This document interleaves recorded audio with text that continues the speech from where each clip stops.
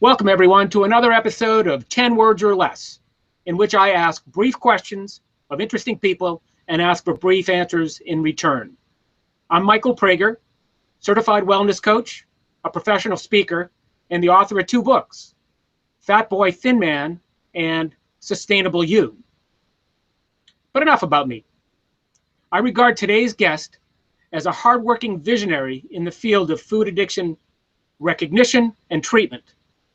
As with my last participant, Joan Ifland, Phil Werdell is a returning guest.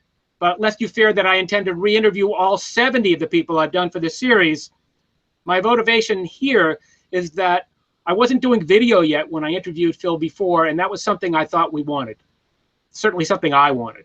So Phil is the co-founder of Acorn Food Dependency Recovery Services, the driving force behind the Food Addiction Institute, and a key figure behind the only med school sponsored conference on food addiction anywhere ever, which will meet for its third year this fall. Now, here's the same warning I have for those of you playing at home. 10 words is a goal, not a limit, so no counting. And if you think it's easy, you've never had to do it. That's why I'm always on the asking side of this interview. And God forbid somebody asks me to do it.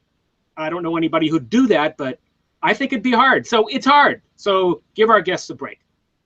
Phil, please spell your first and last names as you want them to appear in the written version of this interview later on. Philwerdell. Great. Okay, so born, when and where, please be specific. I was born in Oak Park, Illinois, April 2nd, 1941, just outside of Chicago. Almost an April Fool. I never knew that. Right. Were there any unusual circumstances regarding your birth? Early, late, somebody famous in the hospital? There was a rumor, never completely confirmed, that I actually was born on April Fool's Day because but it was very late at night, and my mother got them to say that the birth certificate was April 2nd. So I am sort of April Fool. And where do you live now? I live in Sarasota, Florida. And to the extent that you're willing, there's perhaps the most personal question I'll ask, but to the extent you're willing to say, tell us about your family circumstances these days. Well, I am in my second marriage.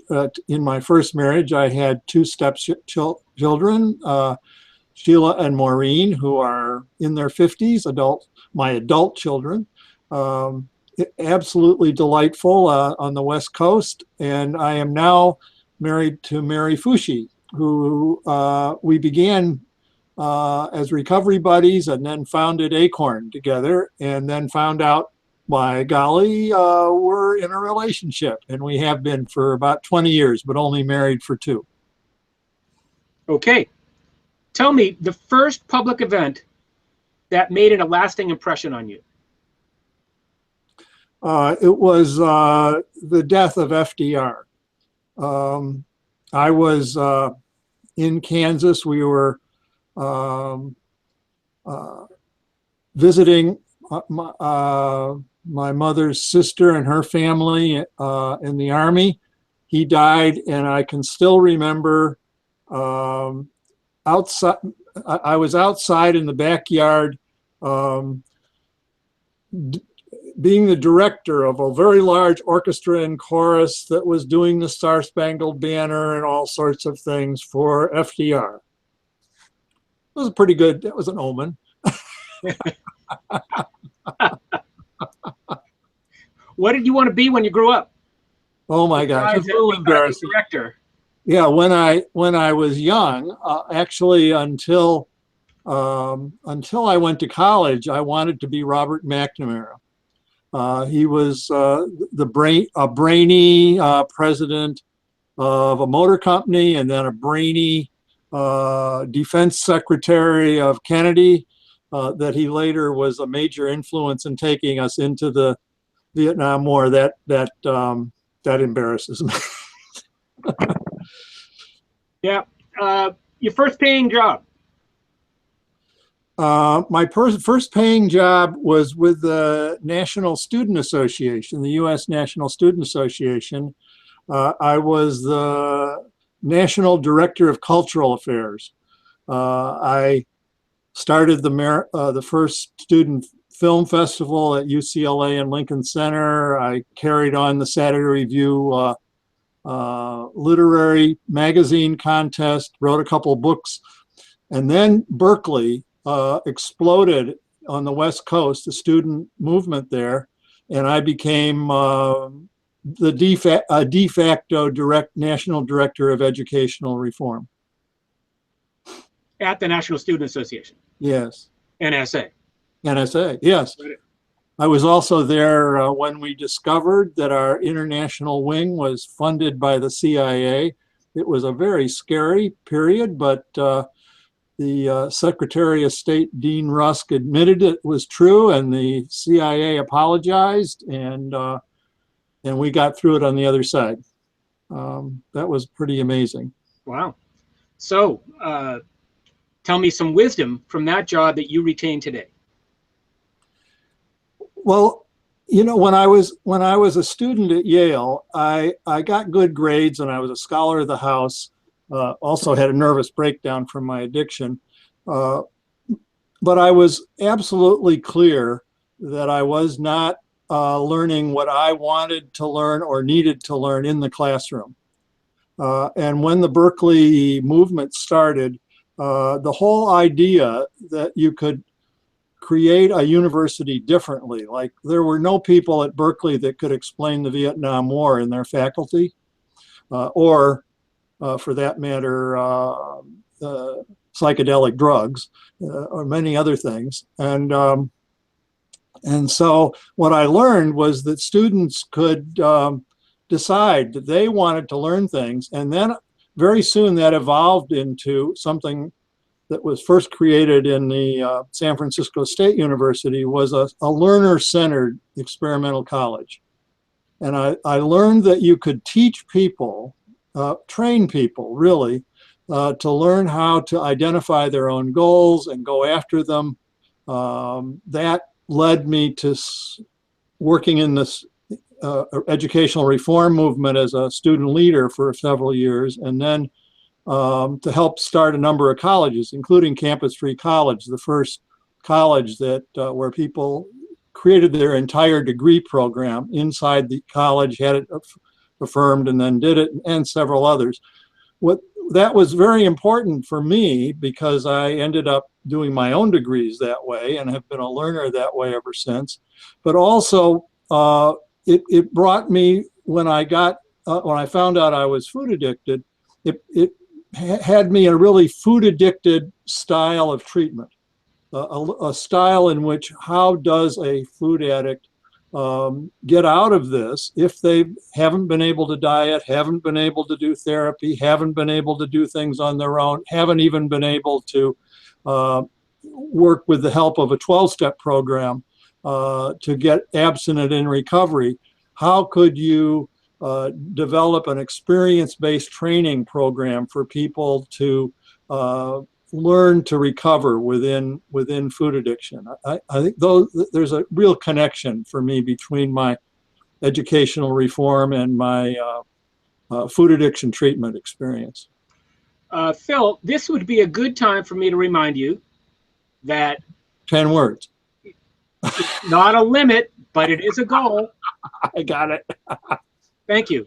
So I tried to pick it out there, but I'm going to ask you again, some wisdom from that job that you retain. Oh, some wisdom that people can take responsibility for their own learning and recovery if they do it with other people in a community. Excellent. Excellent. Thank you for that. Tell me about a significant struggle you had growing up. Pardon? Please tell me a significant struggle you had growing up. Well, I'm not sure which one. The way it looks now was that I was an overachiever because I thought I was an underhuman being. Well put. That's it. Thank you. Well,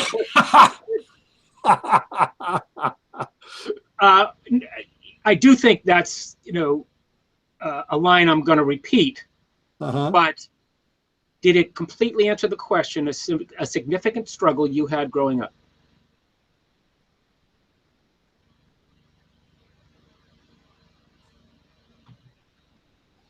Well, my struggle was always to get better grades, get more merit badges, make more money, invent new things, do a record, have a band, do something new, and I could never do enough to be satisfied. And I didn't even know that focus on doing was in the way of me having a full experience as a human being.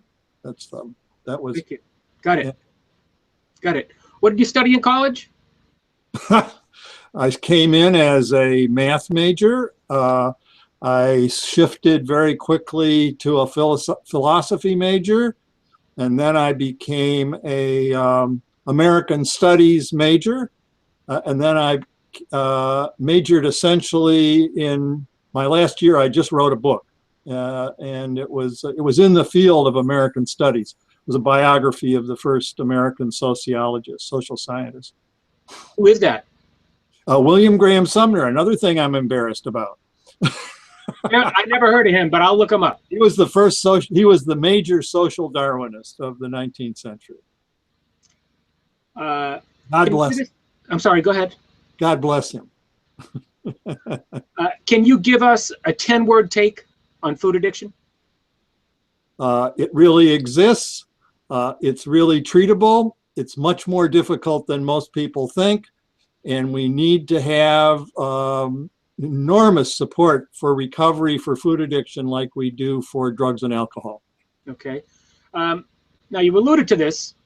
A lot of people say it doesn't exist. How do you know it does?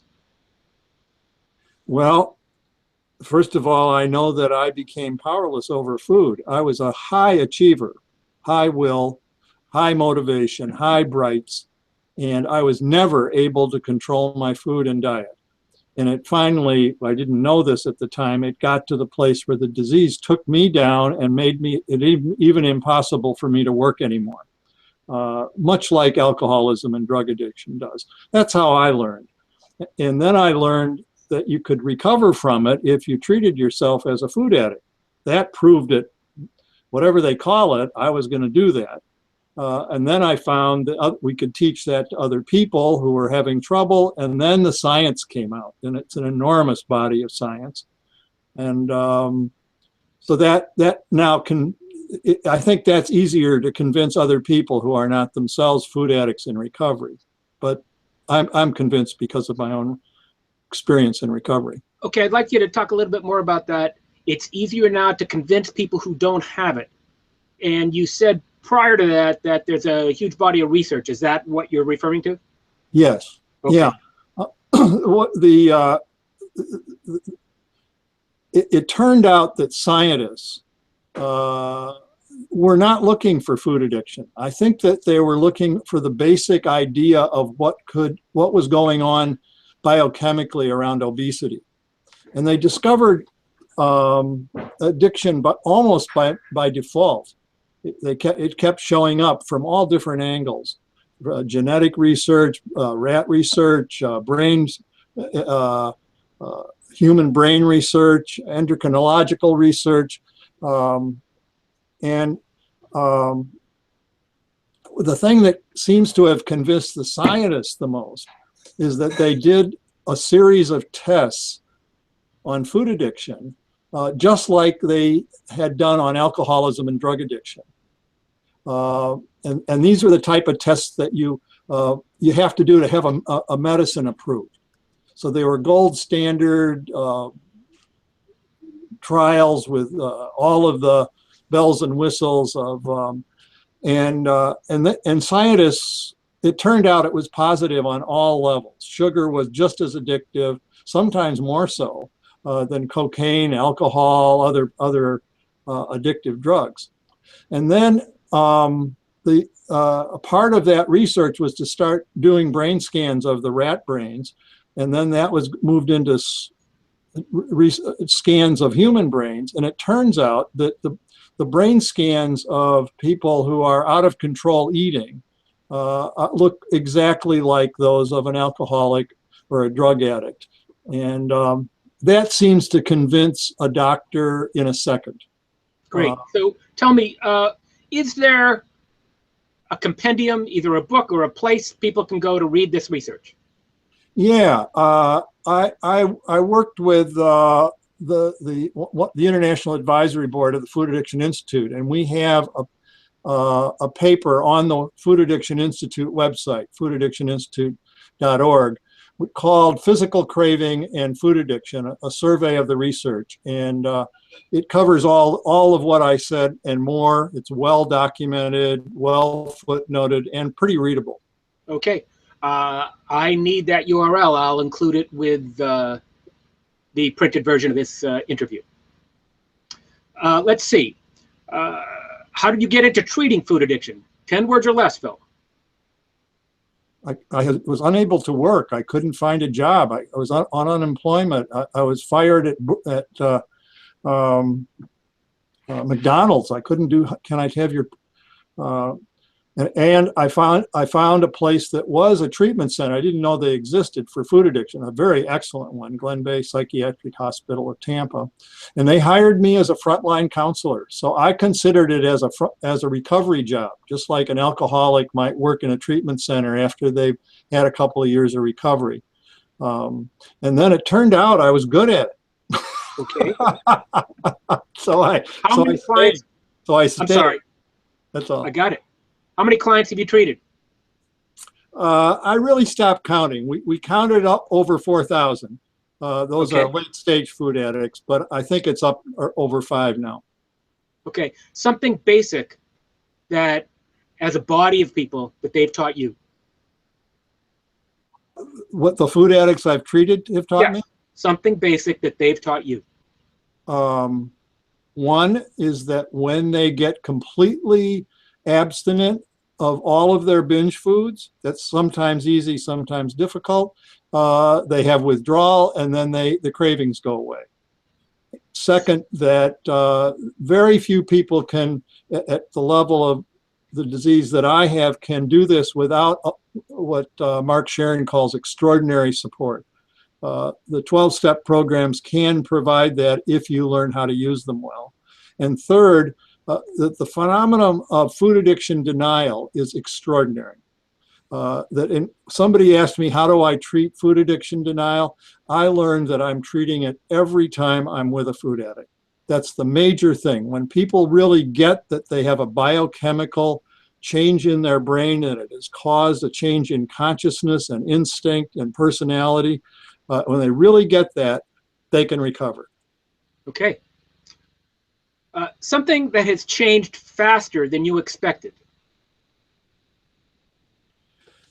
Well, there's a lot of things that we're trying to, I'll just speak to one in food addiction. I was surprised all of a sudden when the science was kind of put out, everybody started using the word food addiction. I can still remember it. It was about 6 or 7 years ago.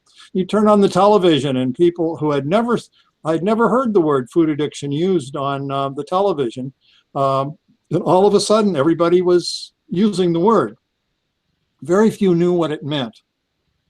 Most people, I don't even know what they thought it meant, but most people, they meant there's certain foods you shouldn't eat. So, or it will give you trouble. And for early stage food addicts, that's really true. So it's very helpful. But for the vast majority of people where the disease has progressed, that's a very a superficial understanding. So it's a good is that, boy, everybody pretty much accepts food addiction exists now, and the bad news is they don't really understand what that means or how to treat it. Right.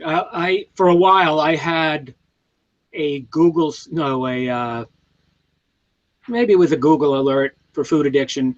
Maybe it was a Twitter search for food addiction.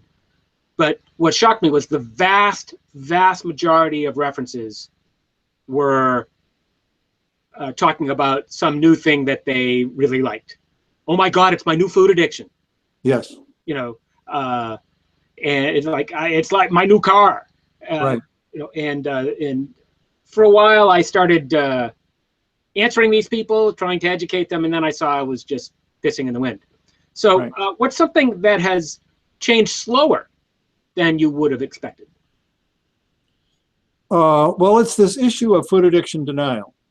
I'm working on a book now. I should plug. I've got a book out on food addiction, food plans, and I've got one inventorying food slips coming out, and a couple of others, plus our book, Food Junkies with Vera Tarman. But the big book that I think needs to be, there's no research on food addiction denial. I mean, I just find that incredible because that's... Up there, Phil. Is there research on alcohol addiction denial or other substance addiction denial? You know, I don't even know that. I have been into developing case studies of exactly how it works with food addicts. I'm pretty sure it works the same way with drug addicts and alcoholics. The treatment, the addiction model treatment of alcoholism and drug addiction often begins with what's called the first step, powerlessness over food and the problem of unmanageability. So there are most people about it and treat the issue of powerlessness in treatment. Well, that's slipping away too right now. But I haven't yet had the time to search the drug and alcohol literature. I would just, you said it's really surprising to you. I'm just wondering if that was a standard thing in addiction that hadn't caught up to food, or if nobody studies it and therefore it shouldn't be that surprising. Well, I think everybody has a feel for the person who's had a number of DUIs and still thinks they can control their alcohol and don't have to go to treatment. And no, I get you on that, Phil. I'm just thinking that... but they don't have that same... There's nobody that talks that way about food addiction. There need to be interventions, and then there needs to be treatment of that particular problem. Okay, I see in some of my questions coming up that they might prompt the same answers of stuff you've already talked about. And if they do, we can just skip them, but they might not, so I'm going to continue with them. Okay. What's something obvious that too many people miss? The thing that even food addicts miss is that when they're binging, often in my case on 79 different specific foods, there were only 4 foods that were in all of them. And when I took those out, my cravings went away. So actually noticing, very few people notice that a food is addictive, don't know the basic ones, don't know that you need to get it out completely. There are people, in recovery, in the 12-step programs in particular, and the treatment centers we refer to, but it's a very small group, and most people don't get that. Okay. There's a great story, which I used to, when I was working at the psychiatric hospital, the first question I'd give them is, tell me all your binge foods. And we'd sit there in my office and we'd say, do you see anything in common among these? Almost nobody did. They all had sugar, flour, excess fat, sometimes caffeine, and sometimes artificial sweetener. It was real obvious as soon as, but you had to know that when you ate a hamburger, you put all that McDonald's dressing on it. So it was tricky. That's the easiest way to understand food addiction, is to identify the foods, get them out, and if the cravings go away, you're now on track to deal with the underlying problem. Tell me something about you that would surprise your associates. Well, the thing that always, I think, would surprise, how difficult my life is, I think, is one thing that would surprise people. But the other is that I'm a jazz pianist and love jazz, listen to it, play jazz piano. Yeah. That's very interesting, and I didn't know that, and I've known you for a long time. It's amazing. But let's go back to the other one. Okay. How hard your life is. Yes. I know that's not really a 10 word answer, but give it your shot. Well, I was, quote, very successful from seventh grade on, and got great grades, asked to skip, scholar of the house at Yale, all food, and then similarly with different work things. I always thought that I wasn't much better than other people. I just worked all the time. So I became a work addict. That was another part of it. But I had to work like hell to have good grades at Yale and to become an honors student and a scholar at the house, like all the time. Just nothing else but that. And then I could do it. And the other part is that I had nervous breakdowns. Now, I don't think they're nervous breakdowns now. I think they were early bottoms of my addictions. But I was, I had to leave Yale for 3 months under psychiatric care because I wasn't able to control my feelings and actions at Yale. They thought I wasn't coming back. I did, and I graduated and produced my book and all that. But it was hard. And the other thing to say about that is that repeats itself. I keep having highs for a long period, then these very big lows that look like nervous breakdowns, but are really were had to do with addiction bottoms. But I still think that my recovery from food addiction was the hardest thing I ever did. Partly because I couldn't do it by myself. And all my thinking was, gee, I should be able to do this, but I couldn't. And I needed to take direction from other people, even when I thought they were wrong.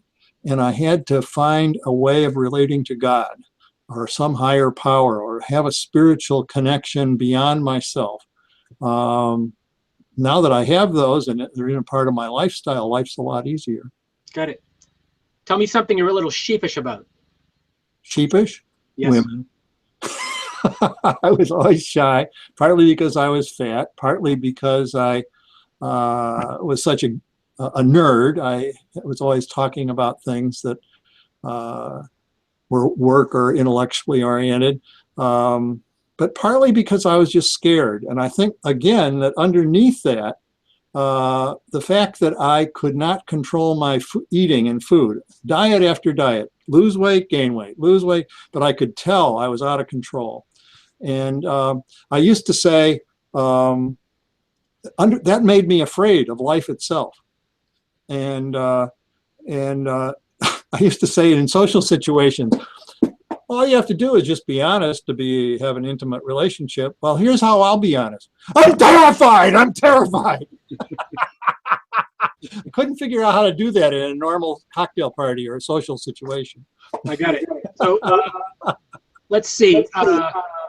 Leaving that out. Yes. Something you should have done better. Thing that should have gone better? Something you should have done better. I should have done better. Well, I don't know if I could have. I really believe in that when this disease takes over your brain at many levels. Okay, I'm not.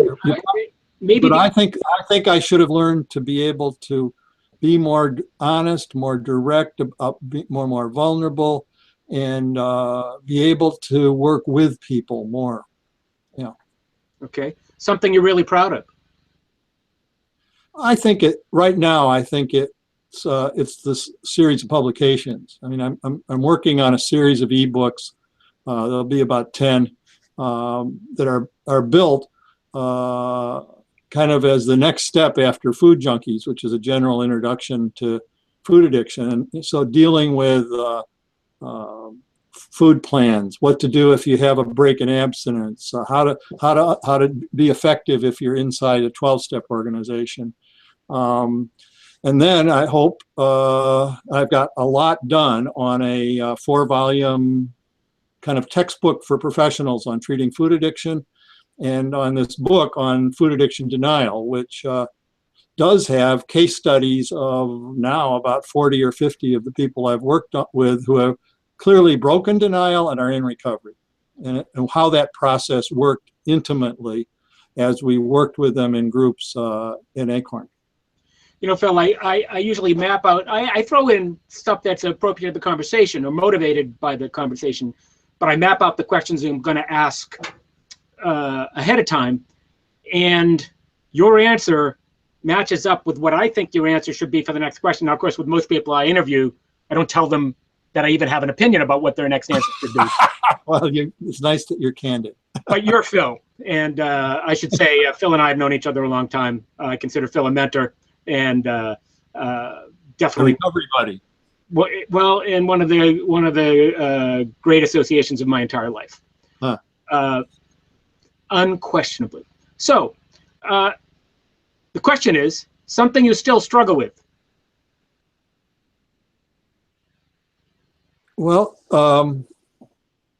I think that I'm a little embarrassed to say this, but I struggle with my work addiction. I think I have trouble being rather than doing. You know, I'm 75 now, and I'm still acting as if I'm a 20, 30, or 40-year-old, thinking I'm going to keep going into my 80s and 90s, and I might. And you might. But my eyes are failing, and my lots of health problems are emerging, and I have less energy, and I can't stop working too much, which in fact is against my own health. I consider it work addiction. I get addicted to adrenaline, and I have an arrogance about not being willing to have other people guide me and direct me in what I should and shouldn't do. Trick. That is the answer. As I heard you listing off all the 4-volume thing and the 10 ebooks, and I'm thinking, I know the answer, but how old are you? And just continuing to go after it. And as I've said to you many times, as someone who's grateful for your output, I feel very conflicted. You know, my love for you as my friend is, take care of yourself, back off, relax. Yeah. And the other part of me is problem, I want it all before, you can't do it anymore. Part of the problem, I should say, is not just me. It's that when the major insurance companies pulled out of food addiction, and there was really no money for the level of treatment that I do, we built an organization that does it on a workshop model and in residential workshops, but it's outside the funding system of health insurance. And so the combination of the fact there was no health insurance and the fact that most food addicts, many food addicts, probably most food addicts start having problems with money, has meant that we've had to price our work at a level which has been hard to make a living. We've done it, and I feel very grateful for that. But I get scared that we weren't able to save enough money for our health things, and I'm not able to earn enough money to get help on these final books that I need. So that's that. The fact that there's a lot of talk about food addiction. I just learned, our friend Nicole Avina, she's the leader in animal research on food addiction, and has had government grants of about over $100,000 every year. So she gets her mice laboratory going, whatever he calls it. And it stopped. She's starting to do research on the issues of child obesity, the passing on of obesity from and food addiction from mothers to child, very critical stuff. And I'm thinking that I have to join the work to find a way that she can get her $100,000 a year so that can go on. Well, you're still doing your 10 ebooks and your 4-volume and your funding for the Institute and your own retirement. Yeah. And, Yeah, I get and it. the point is that we, for those people who are serious about seeing that obesity is at least 1/3, probably more like 2/3, a problem of food addiction, and are seeing that the obesity can cause diabetes and can break the health system. It's very important to figure out how to treat food addiction well and on a mass scale. That there's no interest in that just as a problem, except our little gathering of people in the Food Addiction Institute. That makes it more, that puts real pressure on everyone that's doing the best work. Let's shift gears a little bit. We still got a few questions to go, Phil. I'm good. A guilty pleasure. Guilty pleasure. I would say food. I still love. Besides that. Okay, I eat abstinently, no sugar, no flour, every meal weighed and measured for 29 years.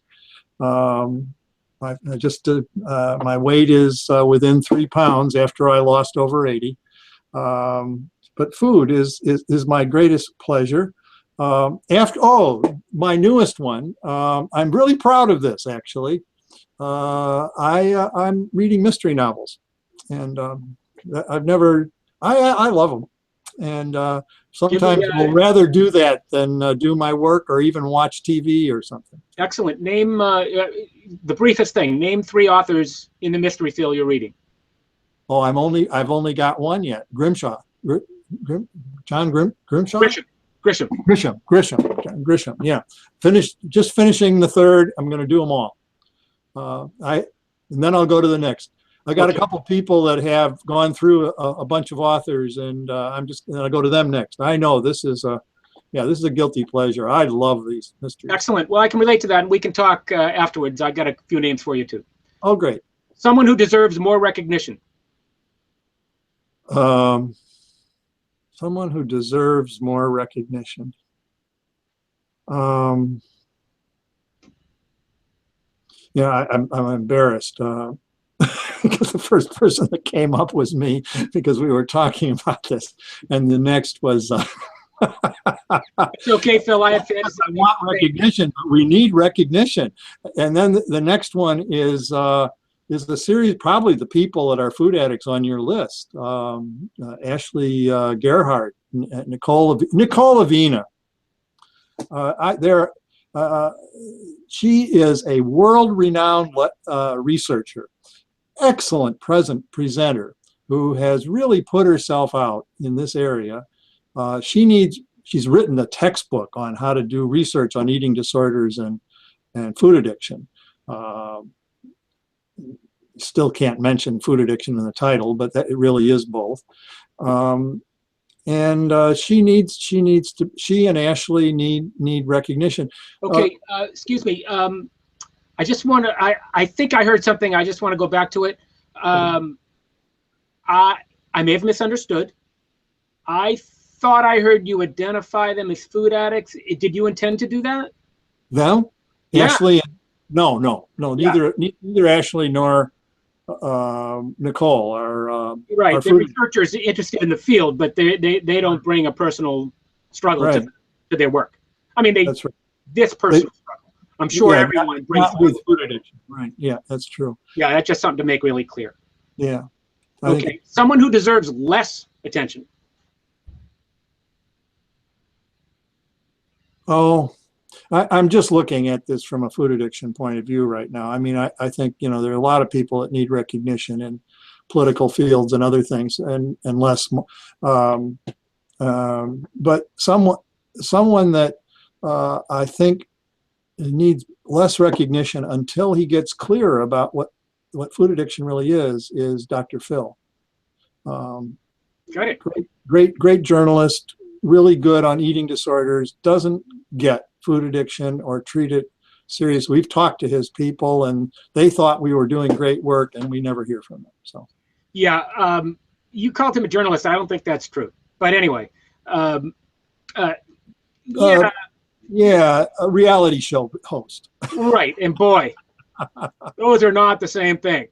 Yes. I'm sorry. I'm Well, sorry. well, it's you get to talk, not me, but that one can't let it go by.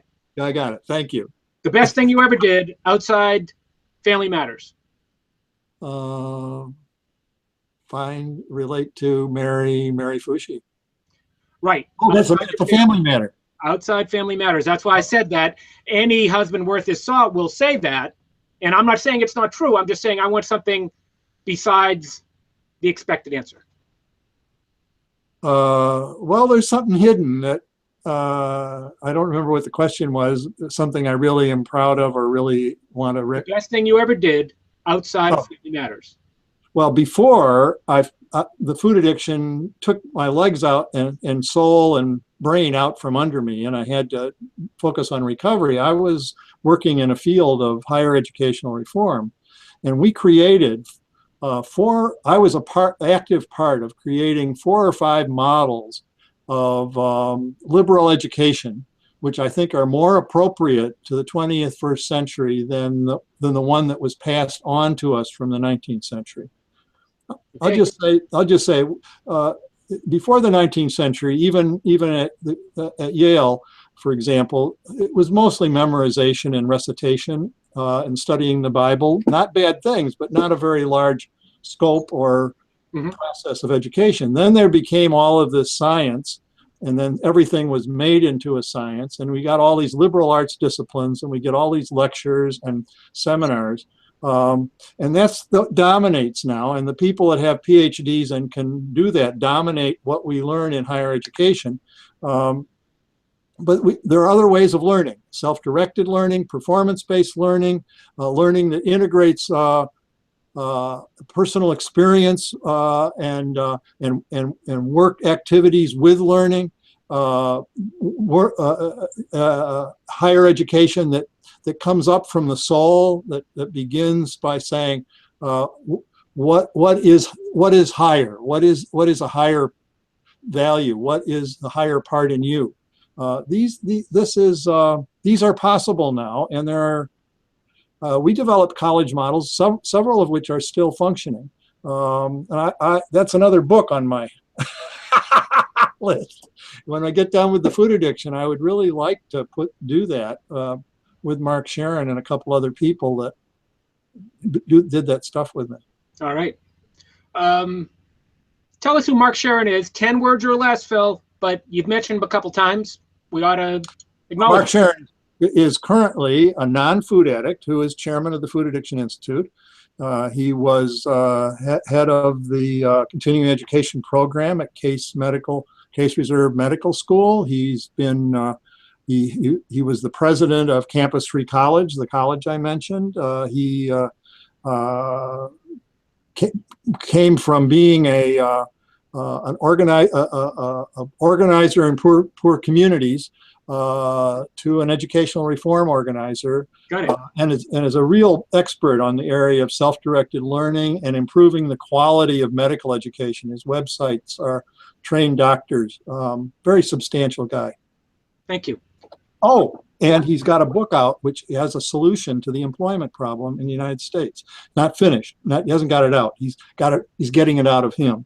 I'm not sure he wants me to say it, but it's coming. Mark Sharon. Got it.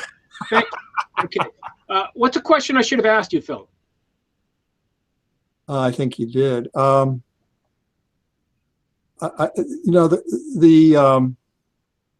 The questions that come up are that it's hard. This may seem strange for somebody that's got a bunch of books out on food addiction with more on the works, but it's very hard to write about food addiction in a way that people who are greatly affected by it can learn from it. That's what the 12-step material is often best at. But also that describes it in a way that doctors and dietitians, therapists can get a feel of the type of work that is needed, not just take the food out, but really a transformation of self. Phil. Yeah, that's very hard to do. What question are we asking? What's the question I should have asked you? well, you should have asked, how do you really communicate about food addiction? I would have said, I don't know.